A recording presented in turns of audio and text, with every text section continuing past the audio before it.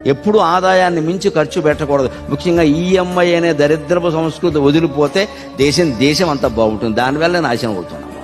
డబ్బులు లేకుండా వస్తువులు కొనేస్తున్నారు. అందరూ డబ్బులు లేకుండా వస్తువులు కొనేస్తున్నారు. మన దగ్గర ఉంటేనే కొనుక్కోవాలి. కారు కొనాలి, దానికి 10 లక్షలు అవుతుంది. 9 లక్షలు నీ దగ్గర క్యాష్ కానీ ఇతరత్ర ఏదైనా ఉంటే 1,00,000 అప్పు చేయి, పర్వాలా. 1,00,000 పెట్టుకుని 9 అప్పు చేస్తానంటే వేటయ్యా, అర్థం ఉందా?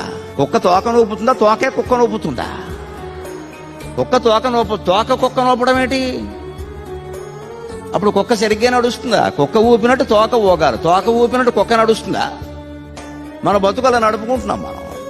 ఇక్కడున్న పెద్దవాళ్ళు, మీ అధ్యాపకులు, మీ ఆచార్యులు వాళ్ళని అడగండి. వాళ్ళు ఎవరు ఈ మేలు గొడవలో ఉండరు. వాళ్ళు చాలా పద్ధతిగా పెరిగారు వాళ్ళు. ఎందుకంటే వాళ్ళు 1000 రూపాయలు 2000 జీతంలో ఉద్యోగాల్లో చేరారు. వాళ్ళకి పొదుపు తెలుసు. అందుకని ఎప్పుడూ సగం ఖర్చు పెట్టుకోవాలి, మిగిలిన సగంలో సగం దాచుకోవాలి. ఆ మిగిలిన సగం మన భారతీయ సంస్కృతి చెబుతున్న మాట, దాన ధర్మాలు చెయ్యాలి.